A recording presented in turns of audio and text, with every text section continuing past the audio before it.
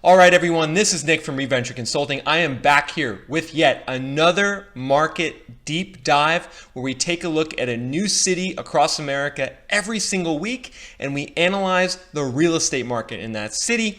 We see what the data is saying. Is now the right time to buy? Is now the right time to sell? And what are the best areas in each city to buy? We've done about 20 at this point, and I'm super happy to finally bring you San Diego.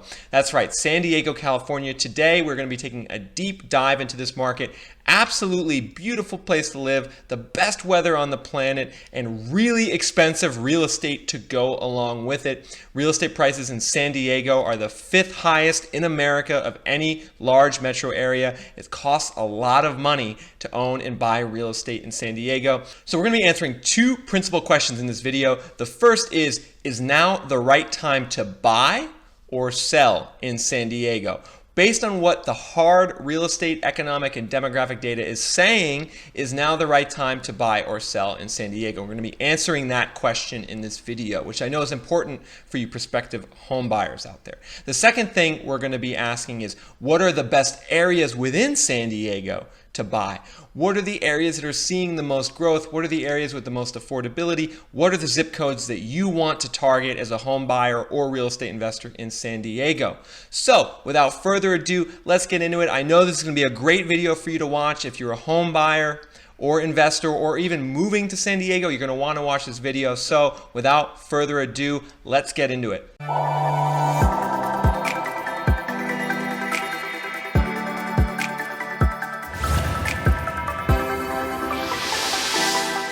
All right, so when I say San Diego, what do you guys think of? Probably sunny skies, cool crisp breeze, surfing, tacos. Oh yeah, and expensive real estate. That's actually the number one thing I think of when I hear San Diego is expensive real estate. Home prices in the San Diego metro area are super expensive. The typical price of a home, according to Zillow, is currently $720,000 across the metro area, and that's just the typical price, right? Like that's like the average across the entire metro. So if you get to some of those more beach areas or you get more into the center of San Diego, the prices go up and up.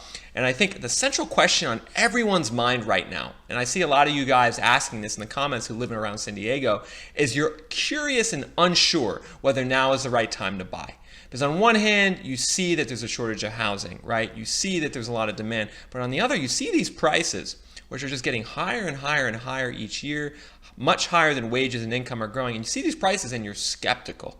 You're skeptical if now is the right time to buy. And the best place to start to kind of answer this question is to understand San Diego's real estate price history. So you can see that exemplified on this graph where the blue line is the typical price in San Diego across the last 25 years, and the gray line is the typical price in America. So you can see here in March 2021, you could see that close to $720,000 typical price in San Diego.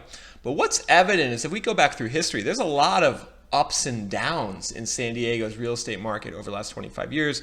Let's just zoom all the way back to, let's say, 1997, where the typical price of a home in San Diego was $181,000. Wow, $181,000 is the typical price in 1997. Would be nice to go back to that time period, wouldn't it?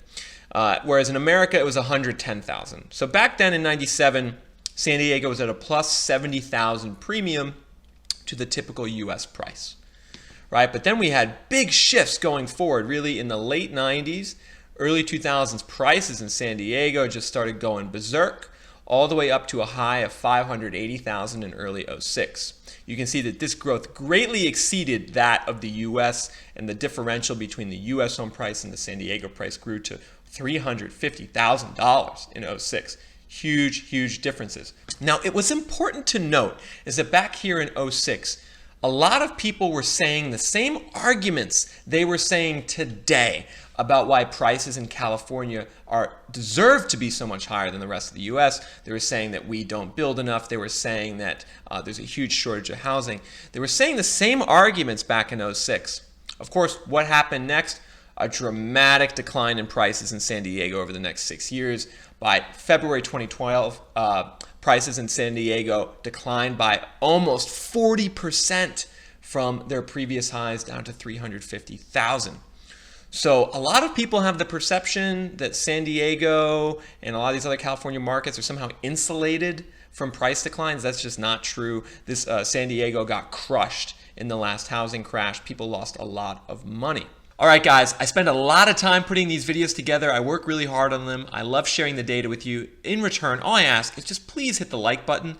If you hit the like button, it'll tell YouTube it's a good video and get me a bit more exposure. So please hit the like button. And of course, always comment. I want to hear your thoughts. I want to hear your reactions, especially in this case, if you're from San Diego. Please give me the local insight that you're experiencing in the market. I love to hear it. And of course, if you haven't subscribed yet, make sure to do that. We come out with a new market deep dive every single week.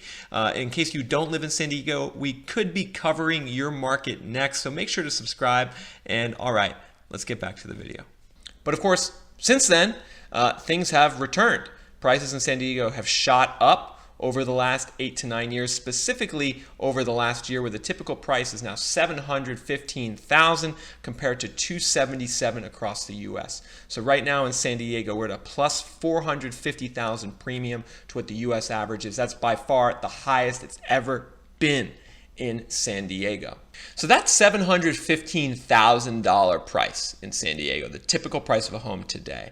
That's double what it was in 2013. That's 4 times what it was in 1997. And I think a lot of people are saying to themselves right now, especially if you're a potential home buyer in San Diego, you're saying, who can afford these prices? Like I can't really afford these prices. I don't know who's buying these properties. And it's a great question to ask, because prices and home values in San Diego have grown substantially faster than wages over the last 5 years and over the last 25 years. It's not as if, all these high-paying jobs are keeping up. I know San Diego, it does have a good biotech scene. It does have some good demand drivers, but it's just not providing the juice that's needed to sustain these price increases. And what you're seeing now that prices are getting really, really high is that people are just leaving San Diego. It's a beautiful place to live, it's paradise, but when real estate prices are this high, people are just choosing to leave. And that's going to be problematic for the real estate market going forward. And you can see what I'm talking about on this graph, where we're looking at the 2 essential components of population growth in San Diego. The blue line, which is the natural increase in population. What the natural increase is, it's basically the amount of births minus the amount of deaths. Right? And so this number is solidly positive throughout history, meaning more people are being born in San Diego than dying. That's good. So the population is growing. However, there's a slight problem here in that you can see that over the last 5 years, there's been a big decline in natural increase, right? We're at what, 14,000 natural increase in population in 2020. That was 27,000 a mere 10 to 15 years ago. So we're seeing big declines in natural increase in population. It means that San Diego's population is starting to age. People are having less kids and more people are dying. That's not good for real estate in the long run. But what's actually really problematic, especially in the short run, is this green line, because that measures the migration into and out of San Diego. And that's the net migration. So we're taking the amount of people that move in, subtracting it from the amount of people that move out. And you can see that over the last couple of years, we've had heavy move-outs in San Diego. 12,000 people left the metro net in 2020, 18,000 left in 2019, 5,000 left in 2018, 7,000 left in 2017. And you can see that these negative migration trends are in sharp contrast to what they were before in 2016, 2015, 2014, all the way back to 2008. We had a lot of positive migration into San Diego. So at this point, I want you guys to start thinking back to the real estate value chart, right? Is that we basically had positive migration in San Diego in the mid-2010s, early to mid-2010s. Now migration is going down just as prices are spiking. That's not a good combination. We have prices setting all-time record highs just as more and more people are moving out of the market. And what you can actually see is that something similar occurred 20 years ago, right? Where San Diego moved in 2001 from being a positive migration city to in 2003, 2004, 2005, heavy negative migration. And it was at this juncture, 2003, 2004, 2005, where prices in San Diego were peaking prior to the last real estate crash. So it's an interesting question. Are we entering another cycle here where prices go up, migration goes down, which will then signal another potential real estate crash into the future. Yeah, and it's really interesting how history looks to be repeating itself. Again, San Diego went through the same trend in the early mid-2000s when the prices were going up, migration started going down, and that left the real estate market very fundamentally weak. And of course, it crashed only a couple years later. I wonder if the same exact thing is happening right now. Record high prices combined with lots of outward migration, that's not a good combination for the fundamental stability of a real estate market. However, there is another side to this equation. So far, we've talked about prices and we've talked about migration, which is essentially the demand for real estate. The other thing we need to talk about is the supply, right? And one issue that San Diego has, similar to a lot of other markets in California, is that they don't build enough new housing, right? Not even close to enough new housing. The area is dense, it has a lot of geography to it. Additionally, there's a lot of NIMBY, anti-building, zoning measures. All these things combine to result in not a lot of new housing getting built in San Diego. So there is actually one key difference now as opposed to before the last crash, and that's that San Diego is just permitting and building way fewer new homes today. And that means that there's a much more legitimate shortage of new housing in 2021 than there was back in 05, 06. So now take a look at this graph. We're comparing two things here. The amount of permits pulled for new single-family homes, which is the green line, and then the amount of permits pulled for larger communities, 50-unit plus. So these would be large multifamily rentals as well as maybe some, downtown condos, the blue line. And what's evident is that we were actually permitting around 10,000 to 11,000 new single-family homes per year in the early to mid-2000s, and then that figure just dropped off a cliff in the last housing crash, down to 2,000, 3,000. And it has never really recovered. We're still only permitting around 3,000 new single-family homes per year in San Diego for a metro that has over 3.3 million people. That's simply not enough new homes being built, right? And this is one reason why, even if San Diego does crash, real estate does crash again, it's not going to be as severe as it was last time around. Interestingly, we've actually bounced back in terms of larger properties, 50 plus units being built, around 7 to 8 to 9,000 per year. That's more or less what it was in the mid 2000s. So that's something interesting to think about. If you're looking to buy a condo in San Diego, potentially as an investment, might not be a great idea because we don't really have a shortage of condo units or large multifamily units being produced. Really, the shortage is with single-family homes. And so it's an interesting question. We really have a triangle here of three factors. We have the super high prices, we have the negative migration out of San Diego, and we have the housing shortage. So two of those things are headwinds to the housing market, the prices and the migration, and one is a tailwind, the housing shortage. And it's an interesting question. How are these things going to combine to affect the San Diego real estate market over the next couple of years? Here's my guess. This is just my speculation. Don't take, this is fact, but this is just what I'm thinking looking at the numbers. I think we will have a dip in the San Diego real estate market over the next 2 years.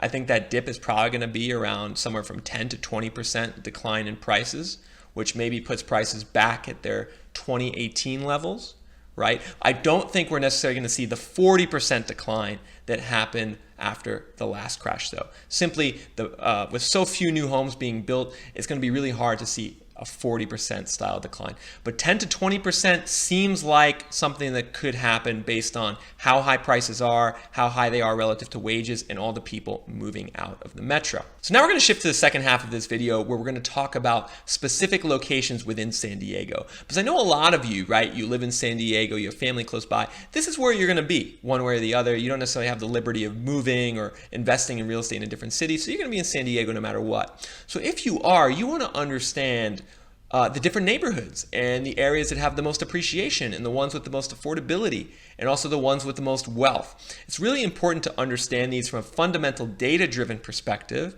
so you can really begin refining your search on the location where within San Diego you want to buy. And the first thing we're going to look at are the differences in prices across the market. Because let me tell you, there's huge swings in value and prices depending on the neighborhood you go. La Jolla, Del Mar, these are some of the highest prices in San Diego, $2, $3, $4 million.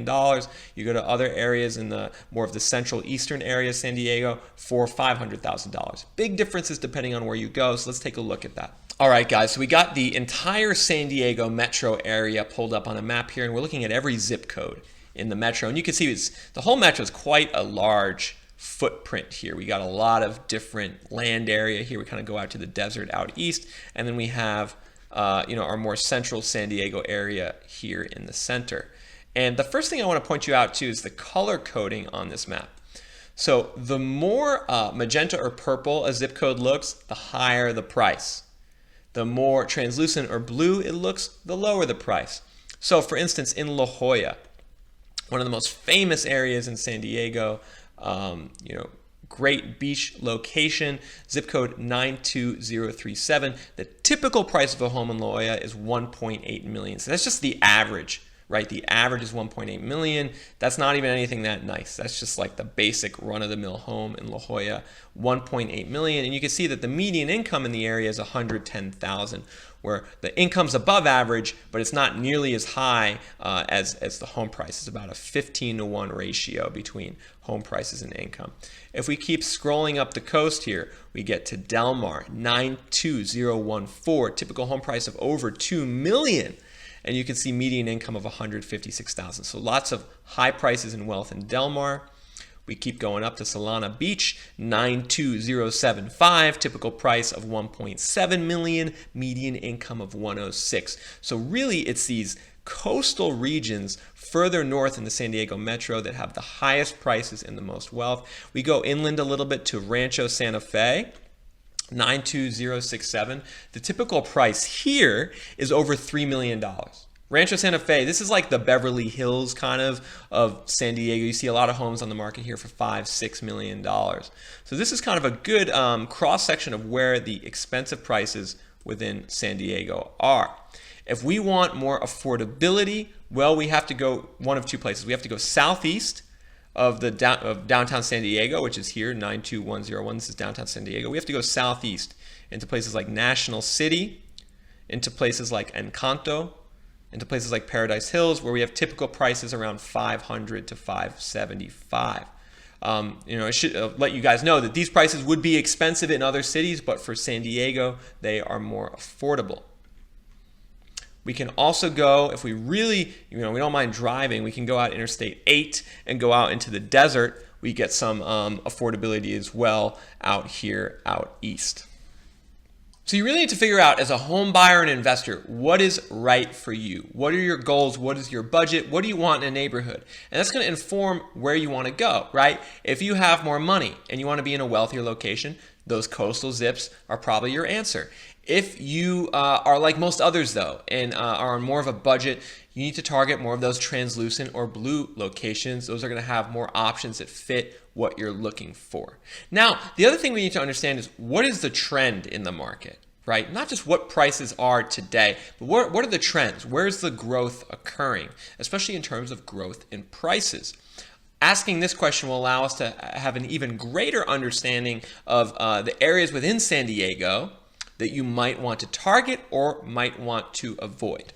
So what we're looking at on this map is, again, the San Diego metro by zip code, but the color coding is different now. Instead of looking at just the actual price, we're looking at the appreciation, the percentage appreciation over the last 12 months, where the more purple or magenta areas are the ones that have had the most real estate price growth in the last year. The more translucent, the more blue, they've had lower growth over the last year. And one trend really pops out, right? If we kind of zoom in on the center of San Diego, we can see that these affordable areas to the southeast, these areas have seen the biggest pops, right, in prices, like Encanto 92114. Typical price has gone up by almost 20% in the last year. 20% appreciation in just 1 year. That is absurd. Now we can see here that the typical income in this zip code is $66,000. So while we're seeing great appreciation, that $575,000 typical price is starting to stretch what that typical income can afford. And that's something to pay attention to. If we go down to Paradise Hills, 92139, we're seeing a similar thing. 21% appreciation, income of $69,000. If we go even further south, down to the Tijuana River Valley, we again see 19% appreciation. Right on the border of Mexico, we're almost now at a typical price of $600,000 with 19% appreciation in the last year. There's other pockets of appreciation as well. If we go more to the northeast, Lakeside 92040, as well as Santee 92071, 20% appreciation in these markets. So I think the question is, what's driving the growth here in San Diego over the last year? And here's my suspicion. I think to the southeast, you're seeing a lot of investors come in and buy up homes in these areas that are more affordable. Investors will come in with cash, buy these homes, bid the price up. I think to the northeast, you're probably seeing more of like a second home situation, especially as you go further north. Maybe a second home situation from people that live more in the center of San Diego. The problem here is that I don't necessarily think this type of growth in these regions is sustainable, right? And that maybe some of these areas like downtown San Diego, which has struggled relatively speaking, or Pacific Beach, which has still appreciated but not by nearly as much, maybe some of those areas are going to go back to in the next 2 to 3 years being the top growth leaders. And this is where some historical perspective is helpful, because in the last housing crash from 2007 to 2012 in San Diego, the zip codes that got hit hardest were actually the same ones today that have grown the most over the last year. And so those lower income, higher poverty zips, they tend to have a lot more volatility. When things are good in the market, they go way up. When things aren't so good, they go way down. And that's likely because a lot of the demand in those areas for housing is from investors. It's from people who don't actually live in that neighborhood. And when your demand is increasingly from investors, that means that when times are good, investors are going to pile in. But when times are bad, investors are going to exit. Right? So it just makes these areas more volatile. The thing I would look at, right, if you want to understand whether maybe the area you're looking at is fundamentally sound, right, even if it's experienced appreciation, you want to make sure it's fundamentally sound, I would look at income growth, right? The growth in income levels in those neighborhoods and zip codes, that's going to show you whether the increase in the real estate market on a micro level is real. You also want to look at changes in the percentage of people with college degrees, as well as a change in poverty rate. Looking at those three things will really help you determine whether a neighborhood or a zip code is in kind of a mini bubble or whether the appreciation is experienced is real. I actually help people do that, right? So my company, Reventure Consulting, helps clients from around the country who are either home buyers and investors, help them use data, right, to make better decisions about where and when to buy. So if you are a potential home buyer in San Diego or an investor in San Diego and you want to learn more about what the concrete data is saying about the zip codes, about the different neighborhoods and where to buy, please reach out to me. Go to www.reventureconsulting.com, www.reventureconsulting.com, and submit a contact form. Give me a brief description about what you're doing in real estate, and we can see if Reventure's one-on-one coaching program could be of use to you to help you gain more security in your investment goals and to find the areas that have the best growth potential. So www.reventureconsulting.com, submit a contact form. Additionally, if you guys are disappointed that I only post 2 to 3 videos on YouTube per week, then you're definitely going to want to follow me on Instagram at Reventure_consulting, at Reventure_consulting on Instagram. I post new content, data, maps, graphs every single day, along with stories of me explaining what those maps, graphs, and charts mean. So at Reventure_consulting on Instagram. All right, guys, my next video is going to be dropping this Sunday. It's going to be about the myth of the U.S. housing shortage. People love to say that the entire country is in a housing shortage. This simply is not true. As we saw today, a place like San Diego definitely does have a housing shortage, but many other markets do not. So you're not going to want to miss this video, The Myth of the U.S. Housing Shortage, next Sunday. All right, guys, until next time, this is Nick from Reventure Consulting signing off.